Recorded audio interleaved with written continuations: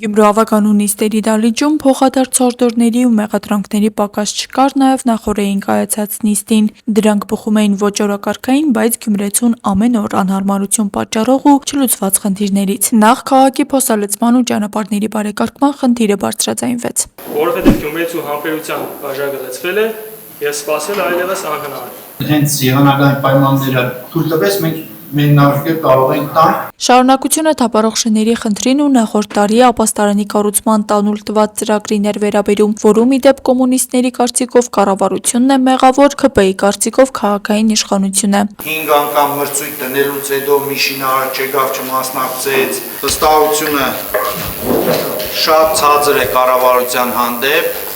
Շարունակեմ էլի, դուք որ խոսում եք, որ ինձ մեղադրում եք, ես ձեզ չեմ ընդդատում, ես չեմ ուզում որ ինքս ընդդատեմ։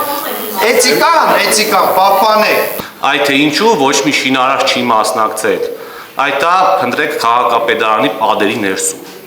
դրանց պատճառները, միգուցե վստահություն չկա։ Այնուամենայնիվ ավագանու նիստի օրակարգում կային նաև 24 հարցեր, դրանք առնչվում էին բյուջեի կատարման հաշվետվությանը, համայնքային կազմակերպություններին դրամաշնորհներ ու նվիրատվություններ տրամադրելուն, հողամասերի և շինությունների օտարմանը, նախկին որոշումների մեջ փոփոխություններ կատարելուն և որ ոչ պակաս սուր քննադատվեց 6 քաղաքացիների սեփականության իրավունքով պատկանող տրանսպորտային միջոցների գույքահարկի տույժերի վճարումների նկատմամբ արտոնություն սահմանելուն։ Նրանից մեկը Lexus Magnishi է, համարանիշներն է 90 NX 990։ Չեմ կարծում, որ այս մեքենայի սեփականատերը լուրջ ֆինանսական խնդիրներ ունի։ Հարցն օրակարգից հանվեց դրա վերաբերյալ հաջորդ նիստում հիմնավորումները ներկայացնելու համար։ Ավագանին թեժ մթնոլորտում քննարկեց նաև Միսարգրթամշակութային բազմակերպությանը և Հայաստանի գրողների միության Շիրակի մասնաճյուղի նվիրատվություն կատարելու հարցերը։ Հենց այդ հարցերը ևս քվեարկությունից հանվեցին, այնուհետև որոշեցին քաղաքապետարանը բարեգործական հիմնարկություն չէ, տնտեսումները պետք է նպատակային օգտագործել,